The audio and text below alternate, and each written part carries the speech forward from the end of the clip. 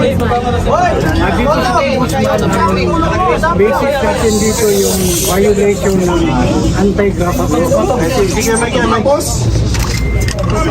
Noong una, ang sana inisip namin, yung violation lang na revised penal code. Ngayon may nagsabi na sa dami ng nilabag na batas, bakit hindi natin i-file lahat ang kaso na po pwedeng i-file? Kaya napagdesisyonan ng grupo na pumunta rin dito sa office ng ombudsman upang i-file yung mga kaso na nilabag na anti-graft law. Anong unit exactly, sir? I think section 3E. Congressman, pwede po natin mabanggit kung ano-ano po yung mga kaso po na sinampa po natin. Yung una, syempre, yung falsification ng legislative documents. Dito naman sa ombudsman, yung violation ng section 3E kung saan ay sinasabi na kung merong kang ginawa na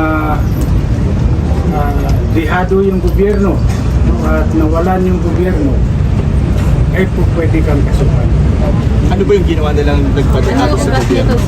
Yung pagsingit ng imagine 241 billion pesos. Ang laking halaga yan. Hindi mo pwedeng sabihin na typographical error yan na kinurek ng technical working group. Mahirap po, ang laki ng amount involved. Ito ba yung mga blanks? Opo, yan o. Binilang nyo po yun, parang kinumpit nyo lahat. Marami yung blanco na yon. Ngayon, nung tinignan namin ano yung mga nilagay na doon sa blanco, tinutal namin, umabot sa 241 billion. Sir, bakit po 12 yung counts ng falsification of legislative documents? Alagay ko, mas maganda sagutin ni Senator Pasio yan kasi siya naman yung lead counsel.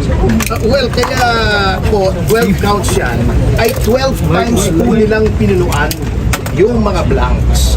Yun po ang in-approve ng BICAM ay 0, nakalagay 0. Dapat po yun pagdating sa Pangulo, 0 din. Hindi pwedeng palitan yun unless may typographical error, maling spelling, maling formatting, or misspelling. Yun lang po ang kailangan o wrong grammar. Hindi po pwedeng ilagay yung 0. Gawin mong 90 billion or 80 billion o kahit 10,000 pesos po. Hindi nyo pwedeng gawin yun kahit piso nga eh.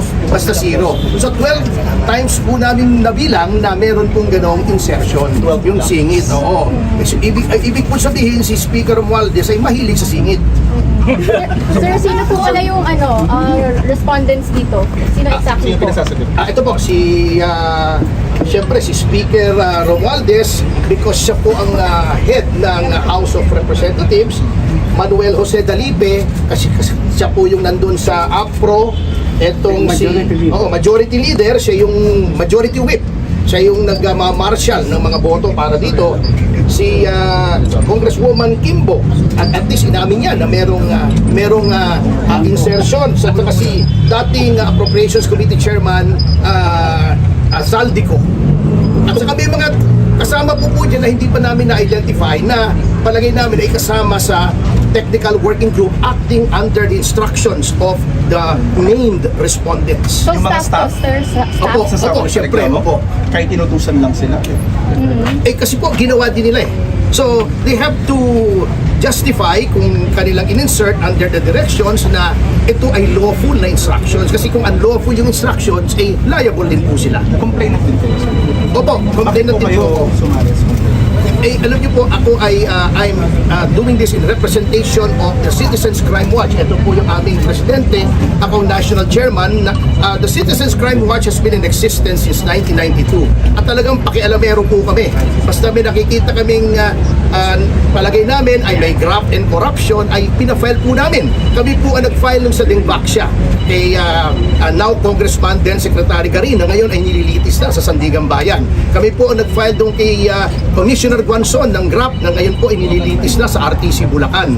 At marami pa po kaming ibang na-file po rito, yung sa Sub 44 against former President Aquino. Kami rin po yung nag-file. So, hindi po ito politiko, hindi po dito politika.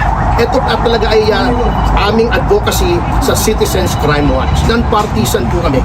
Why include Kimbo, sir?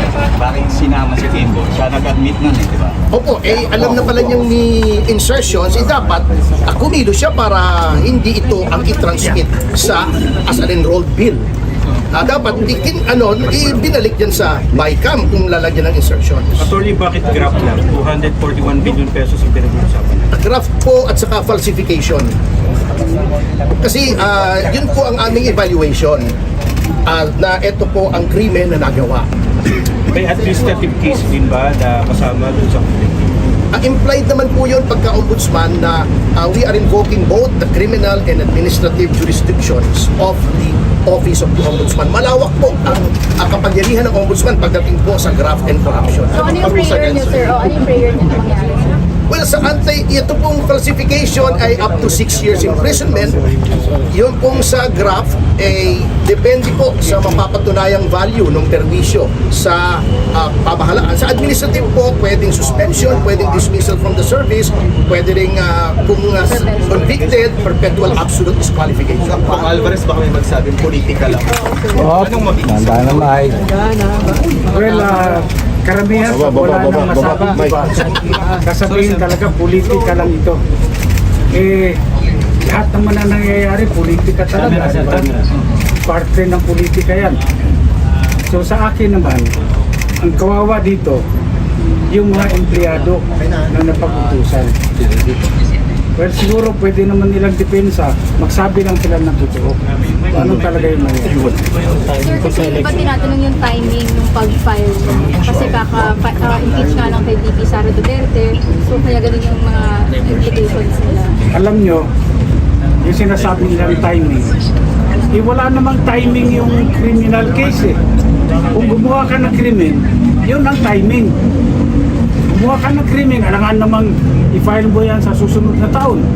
I-file mo yan sa nakaraang taon. Hindi pwede. Ginawa nila yan recently, kaya kinakailangan aksyonan kaagad natin. Pero may kinalaman ba ito sa pag-impeach ng Kamara kay dito sa... Wala, magkahiwala yan.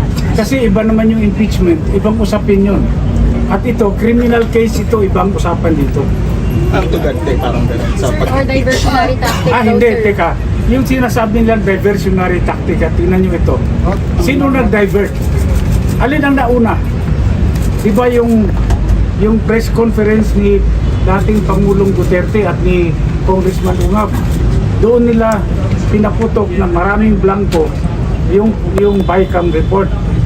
Ngayon, ayaw nilang pag-usapan yan dahil sigurado swak na swak sila yung kaso.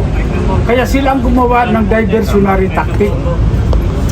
Gumawa sila ng issue na matatabunan itong iskandalo sa budget ng 2025. Kinonsult nyo ba si dating Pangulong Duterte dito sa pag-file nyo ng reklamo? Hindi nga kami nagkausap, hindi kami nakita dahil from Tagum City, dumiretso na ako dito sa Manila para i-file yung kaso. Speaker, with your kind permission, pwede ko bang dagdagan? Yung sinasabi nilang timing, actually, matagal na po namin itong pinag-iisipan. Kaya lang po, komplikado ang kaso. So, pinag-aralan pa po namin ito, kaya ngayon lang po namin ginawa. Kasi hindi naman po kami katulad ng ibang miyembro ng Quadcom na kumikilos na hindi nag-iisip. Pinag-isipan po namin itong mabuti. Hey, Congressman Alvarez, sir, now na na-file na ho ninyo itong complaints ninyo, anong inaasahan mo ninyo na pagtugon dito ng anti-graft body? Kami naman, gusto lang namin patas yung laban on the merits. Tignan nila yung reklamo namin.